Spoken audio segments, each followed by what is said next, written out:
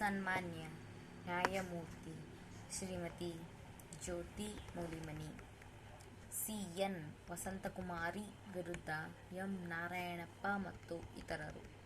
Civil ಪ್ರಕ್ರಿಯಾ ಸಂಹಿತೆ 96ನೇ ಪ್ರಕರಣದ ಅಡಿಯಲ್ಲಿ ನಿಯತ ಮೊದಲನೆಯ ಮೇಲ್ಮನವಿ. ಮೊದಲನೇ ಪ್ರತಿವಾದ ಮತ್ತು ವಾದಿಗಳು ಕೂಡು ಕುಟುಂಬದ ಸದಸ್ಯರಾಗಿದ್ದು, ರೆವಿನ್ಯೂ ನಿವೇಶನಗಳನ್ನು ಜಂಟಿಯಾಗಿ ರಚಿಸಿದ್ದು, ಅದರಲ್ಲಿ ಒಂದು ನಿವೇಶನವನ್ನು ಮೊದಲನೇ ಪ್ರತಿವಾದಿಯು ಎರಡನೇ ಪ್ರತಿವಾದಿಗೆ ದಾನಪತ್ರದ ಮೂಲಕ ನೀಡಿದ ಸಂದರ್ಭದಲ್ಲಿ ಅಧಿವಿಚಾರಣಾ ನ್ಯಾಯಾಲಯದಲ್ಲಿ ವಾದಿಗಳು ದಾವೆಯನ್ನು ಸಲ್ಲಿಸಿದ ದಾನಪತ್ರವನ್ನು ಅಸಿಂಧುವೆಂದು ಘೋಷಣೆ ಮಾಡುವಂತೆ ಕೋರಿ ಸಲ್ಲಿಸಿದ ದಾವೆಯನ್ನು ಪುರಸ್ಕರಿಸಿ ಡಿಕ್ರಿ ಮತ್ತು ತೀರ್ಪನ್ನು ಹೊರಡಿಸಿದ ಅಧಿವಿಚಾರಣಾ ನ್ಯಾಯಾಲಯದ ಕ್ರಮವನ್ನು ಪ್ರಶ್ನಿಸಿ ಎರಡನೇ ಪ್ರತಿವಾದಿಯಿಂದ ಸದರಿ ಮೇಲ್ಮನವಿಯ ಸಲ್ಲಿಕೆ. ಅವಿಭಜಿತ ಸ್ವತ್ತಿನ ಹಿತಾಸಕ್ತಿಯನ್ನು ದಯಾದಿಯು ಇತರೆ ಹಿಂದೂ ಅವಿಭಜಿತ ಸದಸ್ಯನ ಅನುಮತಿ ಇಲ್ಲದೆ ನೀಡಿದ ದಾನದ ಪತ್ರವು ಸಿಂಧುವಲ್ಲವೆಂದು ಅಭಿಪ್ರಾಯಪಟ್ಟ ಉಚ್ಚ ನ್ಯಾಯಾಲಯವು ಅಧಿವಿಚಾರಣಾ ನ್ಯಾಯಾಲಯದ ತೀರ್ಪು ಮತ್ತು ಡಿಕ್ರಿಯನ್ನು ಸ್ವೀಕರಿಸಿ ಸದರಿ ಮೇಲ್ಮನವಿಯನ್ನು ವಜಾಗೊಳಿಸಿದೆ.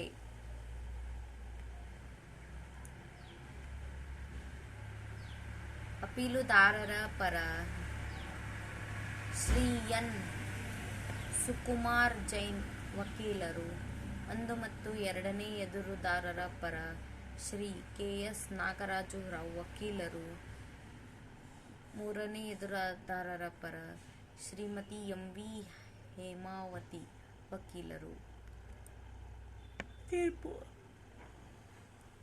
ದಾವೆಯಲ್ಲಿ ಸೋತ ಎರಡನೇ ಪ್ರತಿವಾದಿಯು ಮೂಲ ದಾವೆ ಸಂಖ್ಯೆ 3123/1993 ರಲ್ಲಿ ಹೊರಡಿಸಲಾದ ತೀರ್ಪು ಮತ್ತು ಡಿಕ್ರಿಯನ್ನು ಪ್ರಶ್ನಿಸಿ ಈ ಅಪೀಲನ್ನು ಸಲ್ಲಿಸಿದ್ದಾರೆ. ಅನುಕೂಲಕ್ಕೋಸ್ಕರವಾಗಿ ಪಕ್ಷಕಾರರನ್ನು ಅಧಿವಿಚಾರಣಾ ನ್ಯಾಯಾಲಯದ ಮುಂದೆ ಅವರು ಹೊಂದಿದ್ದ ಶ್ರೇಯಾಂಕಗಳ ಅನುಸಾರ ಉಲ್ಲೇಖಿಸಲಾಗಿದೆ. ಸಂಕ್ಷಿಪ್ತ ಸಂಗತಿಗಳು ಹೀಗಿವೆ. 1ನೇ ಪ್ರತಿವಾದಿ ಮತ್ತು ವಾದಿಗಳು ಹಿಂದೂ ಅವಿಭಕ್ತ ಕುಟುಂಬದ ಸದಸ್ಯರಾಗಿದ್ದಾರೆ. 1ನೇ ಪ್ರತಿವಾದಿಯು 1 ಮತ್ತು 2ನೇ ವಾದಿಯ ತಂದೆ. ಬೆಂಗಳೂರಿನ ಬೆಂಗಳೂರು ಉತ್ತರ ತಾಲೂಕಿನ ಕಸಬಾ ಹೋಬಳಿಯ ನಾಗಶೆಟ್ಟಿಹಳ್ಳಿ ಗ್ರಾಮದ ಸರ್ವೆ ಸಂಖ್ಯೆ 63/5 ಹೊಂದಿರುವ ಜಮೀನು ಹಿಂದೂ ಅವಿಭಕ್ತ ಕುಟುಂಬದ ಜಂಟಿ ಆಸ್ತಿಯಾಗಿದೆ ಮತ್ತು ಸದರಿ ಸ್ವತ್ತು 1ನೇ ಪ್ರತಿವಾದಿ ಮತ್ತು ವಾದಿಗಳ ಪಿತ್ರಾರ್ಜಿತ ಆಸ್ತಿಯಾಗಿದೆ. ಸದರಿ ಆಸ್ತಿಯ ಖಾತೆಯು 1ನೇ ಪ್ರತಿವಾದಿಯ ತಂದೆ ಮತ್ತು ವಾದಿಗಳ ತಾತನಾದ ದಿವಂಗತ ಮುನಿಚನ್ನಯ್ಯ ಅವರ ಹೆಸರಿನಲ್ಲಿದೆ. 1ನೇ ಪ್ರತಿವಾದಿ ಮತ್ತು ವಾದಿಗಳು ಬೆಂಗಳೂರು ಉತ್ತರ ತಾಲೂಕು ಕಸಬಾ ಹೋಬಳಿಯ ನಾಗಶೆಟ್ಟಿಹಳ್ಳಿ ಗ್ರಾಮದ ಸರ್ವೆ ಸಂಖ್ಯೆ 63/5 ಹೊಂದಿರುವ ಜಮೀನಿನ ಅಬಾಧಿತ ಮಾಲೀಕರಾಗಿದ್ದಾರೆಂದು ಹೇಳುವುದು ಸಾಕಾಗುತ್ತದೆ ಮತ್ತು ಅವರು ಅದರ ಜಂಟಿ ಸ್ವಾಧೀನ ಮತ್ತು ಅಧಿಭೋಗದಲ್ಲಿದ್ದಾರೆ. ಸದರಿ ಜಮೀನಿನಲ್ಲಿ 1ನೇ ಪ್ರತಿವಾದಿ ಹಾಗೂ 1ನೇ ಮತ್ತು 2ನೇ ವಾದಿಗಳು ರೆವಿನ್ಯೂ ನಿವೇಶನಗಳನ್ನು ರಚಿಸಿದ್ದಾರೆಂದು ದೃಢವಾಗಿ ಹೇಳಲಾಗಿದೆ. ಅಂತಹ ನಿವೇಶನಗಳಲ್ಲಿ ಒಂದು ನಿವೇಶನ ಸಂಖ್ಯೆ 27. ಒಂದನೇ ಪ್ರತಿವಾದಿಯು ಸದರಿ ಜಮೀನಿನ ನಿರುಪಾಧಿಕ ಮಾಲೀಕನಲ್ಲವೆಂದು ಮತ್ತು ಆ ಜಮೀನಿನಲ್ಲಿ ರಚಿಸಲಾದ ನಿವೇಶನಗಳು ಸಂಖ್ಯೆ 27 ಹೊಂದಿರುವ ನಿವೇಶನಕ್ಕಿಂತ ಬಹಳ ಕಡಿಮೆಯಿದ್ದು ಅದನ್ನು ವಾದಪತ್ರದ ಶೆಡ್ಯೂಲ್ನಲ್ಲಿ ಸಂಪೂರ್ಣವಾಗಿ ವಿವರಿಸಲಾಗಿದೆ.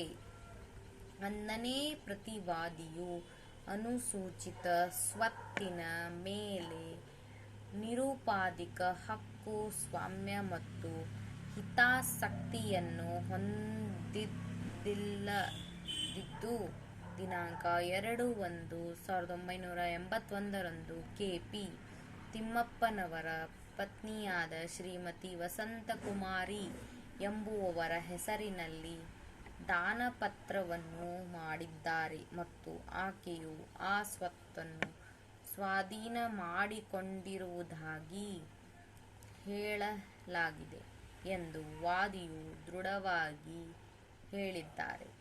ದಾನಪತ್ರದಲ್ಲಿ ದಾನಗ್ರಾಹಿಯಿಂದ ಸ್ವಾಧೀನದ ಒಪ್ಪಿಗೆಗೆ ಸಂಬಂಧಿಸಿದಂತೆ ಯಾವುದೇ ಹೇಳಿಕೆ ಇಲ್ಲ ಎಂದೂ ಸಹ ದೃಢವಾಗಿ ಹೇಳಲಾಗಿದೆ. ವಾದಿಗಳು ಮತ್ತು ಒಂದನೇ ಪ್ರತಿವಾದಿಯು ಒಕ್ಕಲಿಗ ಸಮುದಾಯಕ್ಕೆ ಸೇರಿದ್ದಾರೆ, ಆದರೆ ಎರಡನೇ ಪ್ರತಿವಾದಿಯು ಕುರುಬ ಸಮುದಾಯಕ್ಕೆ ಸೇರಿದ್ದಾರೆ.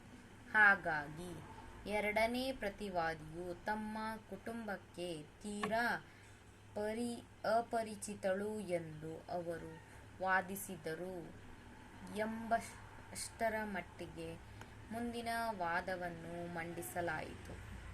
ಹಿಂದೂ ಅವಿಭಕ್ತ ಕುಟುಂಬದ ಸದಸ್ಯನಾಗಿ ಮುನಿಯಪ್ಪ ಒಬ್ಬ ಅಪರಿಚಿತಳ ಹೆಸರಿಗೆ ತನ್ನ ಅವಿಭಜಿತ ಆಸ್ತಿಯ ಹಿತಾಸಕ್ತಿಯ ಪಾಲನ್ನು ದಾನ ಕೊಡಲಾಗುವುದಿಲ್ಲ.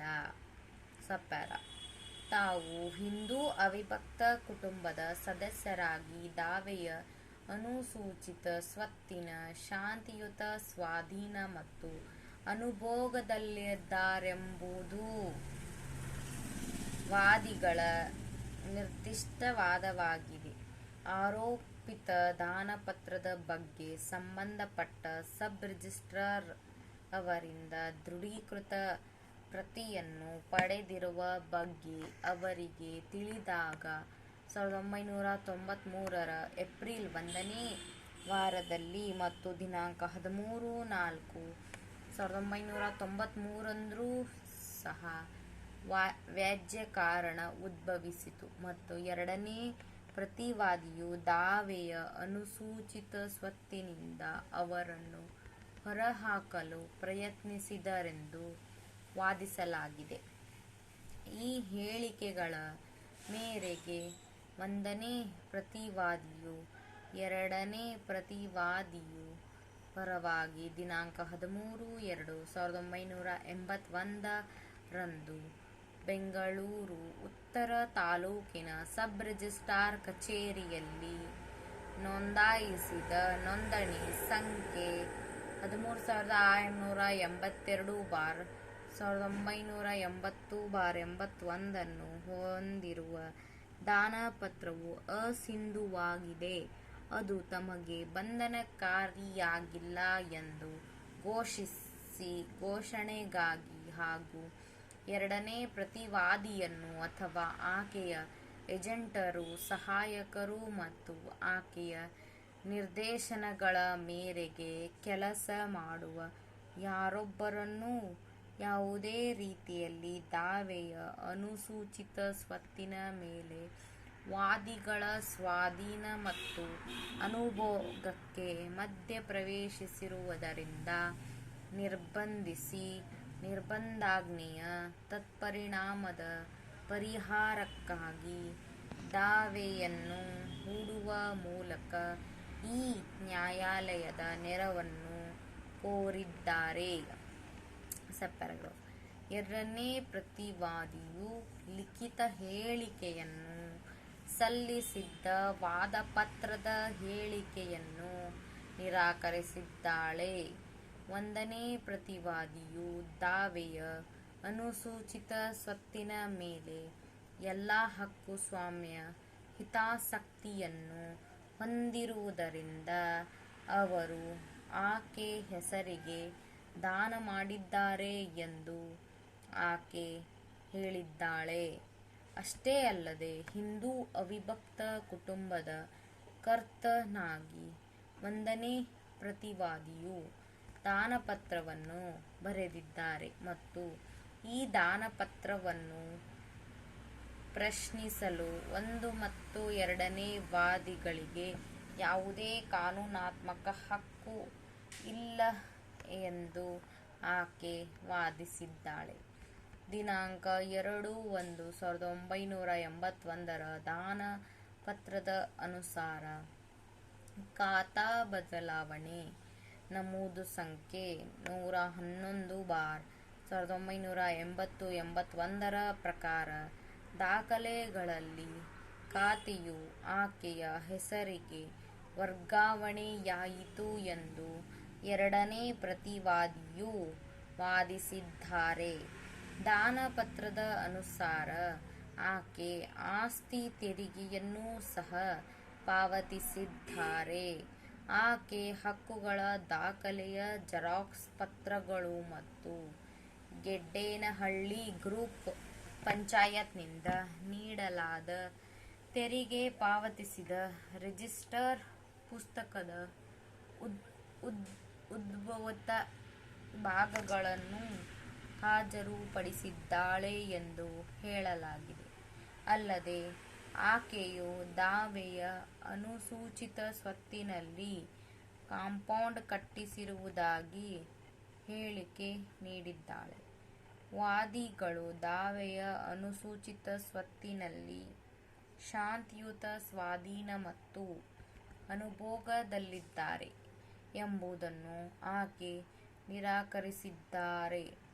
ಆಕೆಯು ಇತರ ಆಧಾರಗಳ ನಡುವೆ ದಾವೆಯ ವಜಾವಣೆಗಾಗಿ ಕೋರಿದ್ದಾರೆ.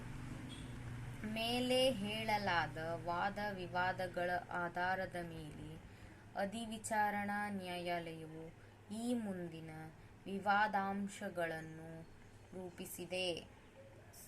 First paragraph.